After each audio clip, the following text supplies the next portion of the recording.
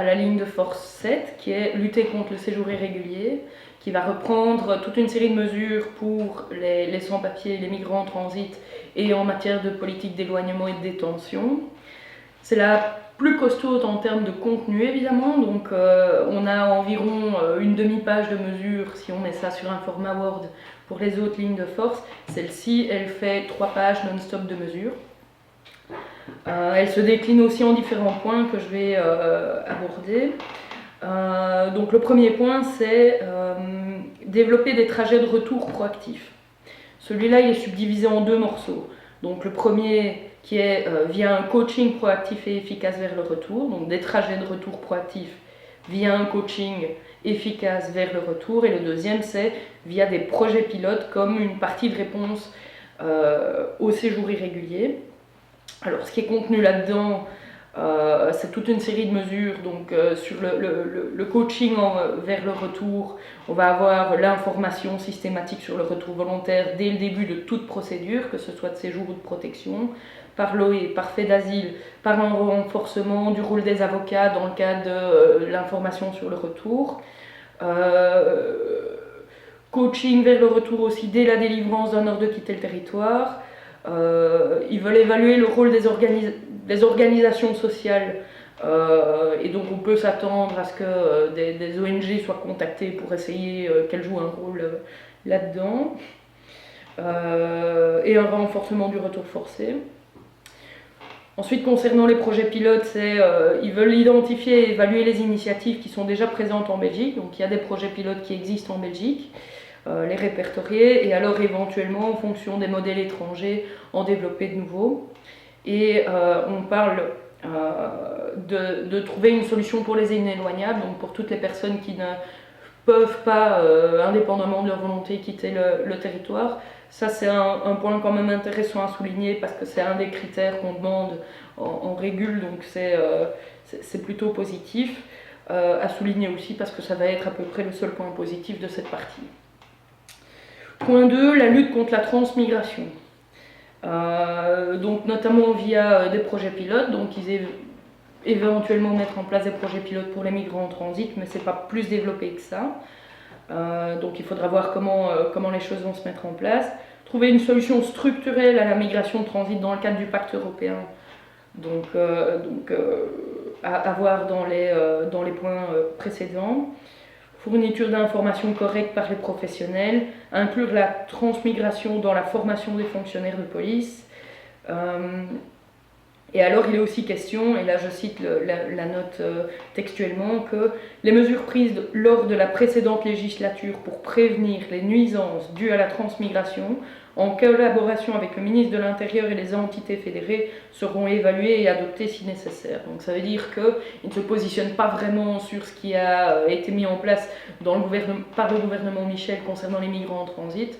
Ils vont voir, peut-être maintenir, peut-être pas, il reste une marge là-dessus. Après ça, on passe au troisième point de cette ligne de force qui est du retour volontaire au retour forcé. Donc là, ça fait écho aussi à un vocabulaire qui a été utilisé dans les précédentes législatures. Ce point du retour volontaire au retour forcé, il se resubdivise en toute une série de points différents. Donc le premier sur le retour volontaire, le deuxième sur la détention, le troisième sur les alternatives à la détention, le quatrième sur le retour forcé. Et il y a un dernier point qui aborde la question de la régularisation, mais qui est un peu mis à part de ces différents points. Alors sur le retour volontaire, de nouveau, on est dans la même ligne que ce qu'on connaît, hein, donc engagement en faveur d'un retour volontaire intensifié et à tous les stades de la procédure, une volonté de raccourcir les délais de procédure, de séjour et de protection et les délais de recours pour que les personnes ne restent pas trop longtemps en Belgique en vue de favoriser le retour volontaire. Pendant toutes les procédures, le retour volontaire sera plus souvent et activement abordé avec les personnes, donc là je cite de nouveau la note. Pour les pays à fort taux de protection internationale, un trajet concret de retour volontaire devra être entamé dès le point de départ de la procédure, donc dès l'introduction de la demande, on va aborder le retour volontaire avec les personnes. On va élargir les projets pilotes qui permettent d'acquérir des compétences via des formations en cas de retour volontaire. Pour ça, des partenariats avec Enabel, donc le service public, la coopération développement, seront renforcés et accélérés. Il y a une volonté de collaborer avec les organisations au niveau local, parce que ces organisations vont être plus en contact avec le public. Donc à voir quel rôle le gouvernement souhaite faire jouer à ces organisations au niveau local. Il va y avoir des campagnes d'information et des actions de sensibilisation sur des cas de retour volontaire réussis. Donc voilà. Un renforcement aussi global du programme de retour volontaire, donc plus de moyens accordés aux programmes tels qu'ils existent actuellement, et une volonté d'une approche uniforme avec les autres États membres sur l'aide à la réintégration. Donc ça, c'est concernant le retour volontaire. La détention. Les mineurs ne peuvent pas être détenus dans les centres fermés. Ça, c'est la citation de la note de politique générale. Je vais y revenir en conclusion parce que la formulation reprise est vraiment importante pour comprendre les enjeux derrière ce point-là. Il va y avoir une évaluation, une amélioration du master plan centre fermé, tout en affirmant dans la note de politique générale que les ouvertures prévues des nouveaux centres fermés par le gouvernement précédent vont être maintenues et ces ouvertures se feront dans les délais. Donc il y a une volonté de continuer à augmenter la capacité et le nombre de places disponibles dans les centres fermés, d'en ouvrir de nouveaux. Ils vont remplacer le bâtiment du centre fermé de Bruges. Et là par contre il y a un point intéressant qui est la mise en place d'un contrôle d'opportunité sur les mesures de détention. Alors ça c'est intéressant, pourquoi? Donc pour le moment, quand une personne est en centre fermé, elle peut faire un recours contre l'ordre de quitter le territoire, un recours contre la mesure de détention, et elle peut aussi chaque mois faire ce qu'on appelle une requête de mise en liberté, donc demander à être mise en liberté, et ça passe en chambre du conseil. Quand les chambres du conseil doivent se prononcer sur la demande de mise en liberté de la personne, elles peuvent faire uniquement ce qu'on appelle un contrôle de légalité. Donc elles peuvent uniquement regarder est-ce que la décision de détenir cette personne, elle est légale d'un point de vue juridique. Elle ne peut pas dire cette décision est légale, mais vous n'avez aucun intérêt à détenir cette personne, relâchez-la. Ici, il y a quand même la volonté de mettre en place ce contrôle en opportunité. C'est intéressant parce que ça va permettre, a priori, de libérer plus de personnes. Alors, ceci est à comprendre évidemment dans le cadre de la ligne tenue par le gouvernement et le secrétaire d'État. L'objectif est de ne pas détenir des personnes qui ne vont pas réussir à éloigner pour pouvoir détenir plus de personnes qui réussiront à éloigner. Donc il y a toujours ce travers de mesures. Maintenant, bon, ça veut quand même dire qu'on va pouvoir potentiellement faire libérer plus de personnes, ce qui en soi va dans l'intérêt des gens. Point suivant, les alternatives à la détention. Alors là, il va être réalisé une étude de faisabilité de différentes alternatives. Et là, on voit très fort l'impact du rapport Bosseuil, comme je disais en introduction, parce que c'est les mêmes mesures que celles qui ont été abordées dans le rapport Bosseuil qui viennent. Donc les contrôles administratifs et ou policiers réguliers au domicile des personnes, l'assignation à résidence, la mise en liberté sous caution, la surveillance par bracelet électronique. Il n'est pas dit qu'elles vont être mises en place, il est dit qu'elles vont être évaluées et voir si c'est faisable de mettre ça en place en Belgique. Donc il va falloir être vigilant sur ces points-là pour essayer de ne pas mettre en place des choses qui iraient pas dans l'intérêt des personnes, ce qui risque d'être le cas évidemment. Une évaluation des alternatives à la détention dans le cas de décisions individuelles, donc ça veut dire que ce ne sera pas juste un canevas général, mais qu'ils vont mettre en place un système où pour chaque personne ils vont évaluer les mesures à prendre au cas par cas. Et les pratiques actuelles, donc en gros les maisons de retour et les prolongations d'ordre de quitter le territoire vont être également évaluées et éventuellement étendues en fonction. Et il y a une volonté d'aller aussi puiser un peu, voir ce qui se passe dans les modèles étrangers pour voir ce qui peut être mis en place en Belgique. Ensuite, le retour forcé. C'est de nouveau le point le plus long dans cette partie-ci. il y a une volonté de limiter la durée de détention, la durée moyenne de détention. Donc, de nouveau, là, on est un peu dans le même cas que le contrôle en opportunité. C'est-à-dire que c'est intéressant de se dire, ok, ils vont détenir les personnes pendant des durées beaucoup plus courtes, a priori.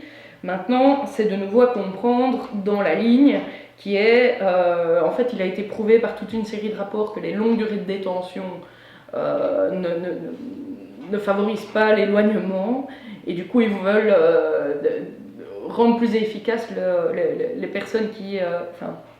il y a une volonté de renforcer l'éloignement et du coup de détenir les personnes pour des durées plus courtes pour pouvoir détenir des personnes qui vont avoir plus de chances d'être éloignées. Donc ils sont toujours dans leur objectif de rentabilité. Il y a une priorité qui est mise dans la note sur la détention de trois types de personnes, qui est les personnes qui ont commis des infractions, les personnes qui ont des problèmes avec l'ordre public, et les personnes, je cite, qui causent des nuisances. C'est un vocabulaire qui est utilisé dans une autre partie de la note concernant les migrants en transit, donc c'est clairement ce public-là qui est ciblé quand on regarde au niveau du vocabulaire. Et alors, il y a aussi une volonté de détenir les personnes pour lesquelles un retour effectif est réaliste. Et donc en gros, ici, sous cette catégorie-là, il y a beaucoup d'autres personnes en fait qui peuvent se retrouver là-dedans. Il y a une volonté de favoriser les éloignements depuis les prisons directement, donc sans passage par les centres fermés, via notamment le déploiement de coachs au retour de l'Office des étrangers à l'intérieur des prisons. Donc ça aussi c'est un sujet important parce que il rentre en fait dans pas mal d'angles morts, parce que c'est pas on n'est pas les ONG, les collectifs qui sont en contact avec les détenus de prison ne sont pas nécessairement les mêmes que ceux qui sont en contact avec les personnes sans papier, et donc là il va falloir être vigilant de pouvoir bien articuler pour voir en fait qu'est-ce qui se fait par l'Office des étrangers en matière de retour à l'intérieur des prisons. Il y a une volonté de collaborer plus avec les pays tiers pour signer des nouveaux accords de réadmission. Et ces accords vont être accessibles au Parlement sans pour autant enfreindre les règles de confidentialité. Donc on ne sait pas exactement sous quelle forme, donc il faut bien avoir en tête que ces accords de réadmission, donc c'est toute une série de choses qui sont négociées soit de façon bilatérale entre la Belgique et un pays en particulier, soit au niveau Benelux plus un pays en particulier, soit au niveau européen avec un pays en particulier, qui reprennent des mesures négociées, dont notamment des mesures de réadmission, donc pour reprendre les personnes qui sont expulsées des pays concernés, et que ces accords ils ne sont pas publics. Et donc il y a un flou complet sur qu'est-ce qui a été négocié, et c'est impossible de le savoir pour le moment, et donc on va voir un peu sous quelle forme ça va être communiqué au Parlement, parce que pour le moment ça ne l'est toujours pas. Campagne de dissuasion dans les principaux pays d'origine, donc ça va dans la même logique, empêcher les personnes de venir sur le territoire. Il va y avoir une amélioration de l'échange des informations avec la police, avec le parquet, pour faciliter l'identification des personnes. Une numérisation, une automatisation de toute une série de choses. L'optimalisation du déploiement de la police aéronautique dans le cadre des éloignements. La Belgique reste un partenaire fiable de Frontex. Il va y avoir un élargissement de la cellule tchèque article 3 de l'OE, donc ça c'est intéressant, mais de nouveau on pourrait se dire c'est le strict minimum. Donc pour rappel, la cellule tchèque article 3 elle est née en réaction avec les cas présumés de torture et de traitements inhumains et dégradants vécus par des personnes au Soudan après une expulsion du territoire belge, pour laquelle d'ailleurs il y a eu il y a quelques mois une condamnation de la Belgique par la Cour européenne des droits de l'homme. Et donc cette cellule vise à ce que ne soient pas expulsées des personnes qui risquent de subir des traitements inhumains et dégradants. Donc c'est vraiment nécessaire. Et alors dernier point dans ce paragraphe sur le retour forcé, je vais prendre la citation exacte parce que de nouveau les mots ont de l'importance, et c'est cette note de politique. Il va falloir lire entre les lignes dans pas mal de choses. Donc il est dit que Les mesures à prendre pour que l'éloignement ne soit pas rendu impossible par un manque de coopération manifeste seront examinées en tenant dûment compte de la sauvegarde des droits fondamentaux, et une solution alternative sera recherchée au problème des étrangers sans titre de séjour légal qui refusent de quitter leur demeure. Une proposition à cet effet sera soumise au gouvernement. Alors qu'est-ce que ça veut dire ça? Les mesures à prendre seront faites en tenant dûment compte de la sauvegarde des droits fondamentaux. Et une solution va être mise en place pour les personnes qui refusent de quitter leur demeure. C'est la nouvelle formulation d'une ancienne proposition de loi connue sous le nom de visite domiciliaire. Donc la proposition de loi visite domiciliaire au départ, elle visait à pouvoir délivrer des mandats plus facilement pour pouvoir rentrer dans le domicile des personnes, pour pouvoir arrêter des personnes en séjour irrégulier en vue de leur éloignement. Ça, c'était la proposition initiale. Suite à la mobilisation importante des citoyens de tous les côtés et les motions contre les visites domiciliaires qui ont été prises, cette proposition de loi est restée, n'a pas abouti. À l'époque, le gouvernement Michel avait dans la presse déclaré qu'il reconnaissait qu'il avait raté sa communication sur cette mesure. Et donc face à la mobilisation citoyenne, ils ne se sont pas dit qu'il y avait un souci avec la mesure en question, ils se sont dit on a raté notre communication à ce sujet, donc communiquons autrement. Cette mesure, elle a été abordée dans le rapport de la commission Bosseuil comme une proposition alternative aux visites domiciliaires. Et la proposition alternative, c'était plutôt que de délivrer des mandats plus facilement pour pouvoir rentrer dans le domicile des gens, d'augmenter la peine de prison associée au séjour irrégulier, qui est actuellement de 3 mois, et de la faire passer à 1 an, pour qu'on passe alors dans un autre registre d'infractions qui va permettre de développer d'autres moyens, comme des visites domiciliaires.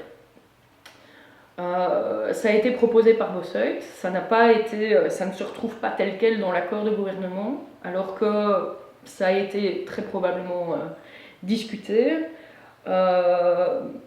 Maintenant, cette solution alternative qui doit être trouvée au problème des étrangers sans titre de séjour qui refusent de quitter leur demeure, et se retrouve quand même ici formulée dans la note de politique générale. Alors ça veut dire quoi? Ça veut dire qu'il va falloir être très vigilant. C'est intéressant de voir que c'est formulé comme ça et pas à la manière de Bosseuil, parce que ça veut dire qu'il n'y avait pas un accord pour inscrire ça tel quel dans la note. Ça veut dire que si c'est formulé comme ça, probablement les partis de la Vivaldi ne sont pas nécessairement d'accord sur ce qu'il faut mettre en place. Ça veut dire que ça va être abordé quand même à un moment donné, et que ça ne va pas l'être de la même manière que par le passé, avec un gros titre, visite domiciliaire. Ça va plutôt prendre la forme d'un cheval de Troie, dont il va falloir se méfier, parce que ça pourrait ne pas être abordé en commission intérieure, mais en commission justice. Ça pourrait être mis à l'intérieur d'autres dispositions pour essayer de noyer le poisson. Ça peut être sous des formes auxquelles on ne s'y attendra pas, mais il va falloir rester vigilant sur ce point-là, parce que ça va très probablement à un moment donné être débattu. Donc voilà pour le contenu de la ligne de force numéro 7 en termes de mesures qui vont être mises en place. Alors qu'est-ce qu'on peut en dire? Il y a une série de choses qu'on peut en dire. La première, c'est que dans l'introduction de cette ligne de force, il y a une série de contradictions avec les mesures qui sont prises. Contradictions pourquoi? Parce qu'il est notamment question de privilégier le retour volontaire au retour forcé. Or, ce qu'on voit, c'est qu'on ne privilégie rien du tout, on augmente le retour volontaire, tout comme le retour forcé, et donc il y a une massification en gros des différents moyens à mettre en place dans le cadre de la politique de retour. Contradiction aussi parce qu'on présente le retour forcé dans l'introduction comme étant la toute dernière étape. Or, ce qu'on voit, c'est qu'en fait, c'est le point de départ des mesures qui sont abordées, développer les trajets de retour proactifs. Alors, en matière de politique de retour, justement, il y a quand même beaucoup d'éléments qui ressortent du rapport Bosseuil. Toute une série de mesures Pas nécessairement toutes les mesures, enfin, je veux dire, le rapport Bosseuil allait quand même très très loin. Par exemple, en proposant de créer des centres fermés spécifiques pour certains groupes cibles vulnérables. Il se demandait notamment s'il ne faudrait pas un centre ouvert ou fermé, donc il ne se prononçait pas dans le rapport Bosseuil pour les personnes avec des problèmes psychiatriques. Enfin, il y avait vraiment toute une série de choses. Maintenant, ici, dans la note de politique, il y en a beaucoup aussi. Il y a une volonté, en tout cas, qui est d'aborder le retour avec tout le monde. Donc on cite les avocats, la police, les organisations sociales, Fait d'asile, l'Office des étrangers, organisations au niveau local, ENABEL, etc. Dans toutes les procédures, que ce soit de séjour ou de demande de protection internationale, et à tous les stades de procédure, donc dès la délivrance d'un ordre de quitter le territoire, mais aussi, dans certains cas, dès l'introduction d'une demande.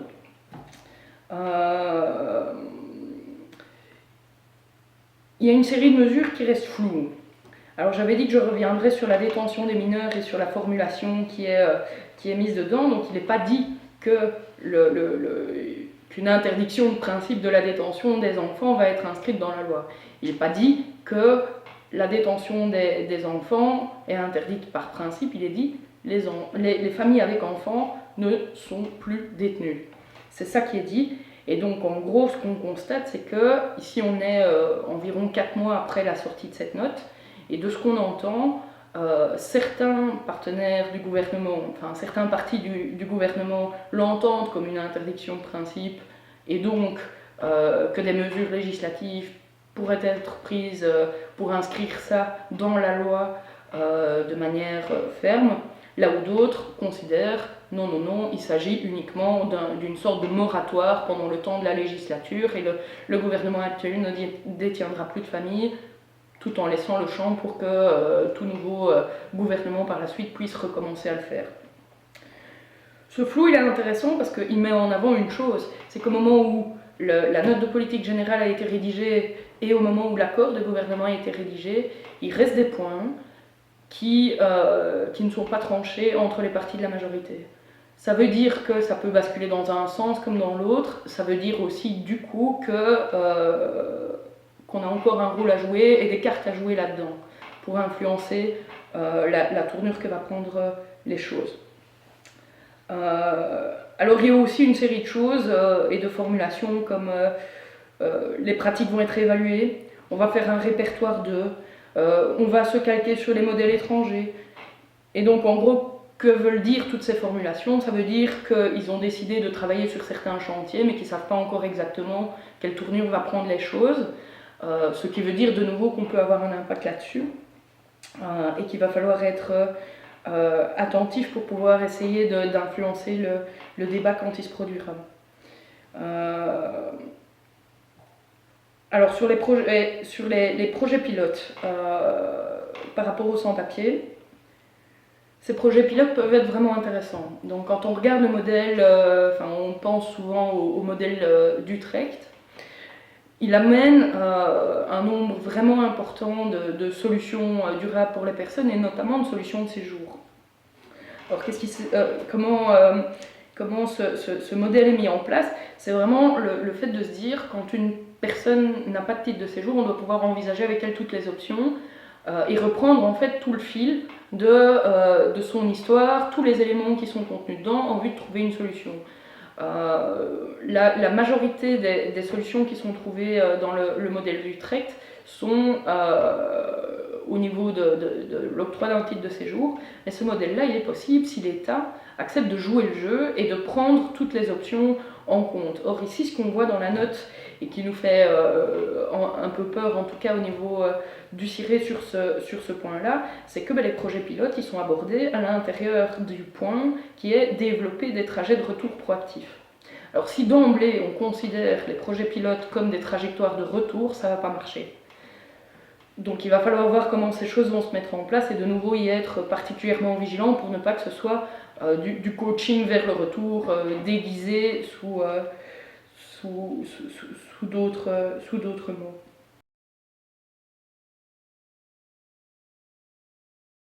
Alors la dernière ligne de force, la ligne 8, lutter contre les abus, donc comme dit, elle reprend toute une série de choses qui ont déjà été abordées dans les points précédents. Donc en matière de protection internationale, il est réaffirmé que les procédures accélérées, la phase de recevabilité, les listes de pays d'origine sûrs continueront à être appliquées. Donc tout ce qui est procédure dérogatoire pour des demandeurs de protection qui ont moins de droits pendant leur procédure que les autres. Ils vont viser des délais de recours plus courts ou non suspensifs, donc qui n'interrompent pas l'application de la décision pour les personnes qui ont déjà un statut de protection dans un autre État membre. Ils veulent élargir le projet Refugee Return au niveau européen. Donc ce projet, qu'est-ce que c'est ?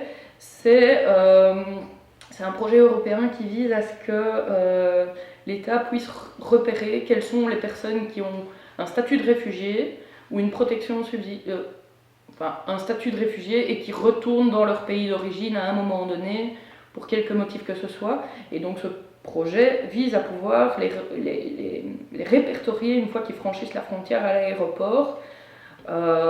L'idée la dernière, c'est quoi ? C'est de dire qu'une personne qui retourne dans son pays d'origine alors qu'elle a un statut de réfugié est quelqu'un qui n'a pas besoin de protection, et donc comme ça, l'État peut lui retirer le statut et lui retirer son titre de séjour. Donc ils veulent élargir ce projet-là. Voilà. Il y a une volonté d'augmenter le nombre de transferts effectifs dans le cadre du règlement Dublin et donc de pouvoir éloigner plus de personnes dans ce cadre-là.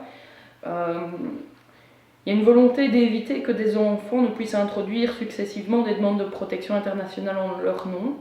Donc maintenant, depuis certaines réformes, une famille avec plusieurs enfants ou même un seul enfant, un enfant pourrait introduire une demande de protection uniquement en son nom propre sans que ça concerne toute la famille. Ils veulent viser à ce que ça ne puisse pas être fait au fur et à mesure par les enfants successivement. Ils veulent améliorer la détection des faux documents, modifier l'évaluation de l'âge quand il y a un doute pour les mineurs non accompagnés, et instaurer un suivi annuel beaucoup plus strict au niveau de la réussite académique des personnes qui viennent avec un visa étudiant. Et lutter contre l'utilisation abusive des visas pour études. En gros, qu'est-ce qu'on peut dire de cette ligne de force 8 ? C'est qu'il va falloir être vigilant parce qu'il va y avoir des mesures restrictives de droit qui vont être prises sur à peu près tous les volets, et que donc il va falloir voir comment les choses se mettent en place.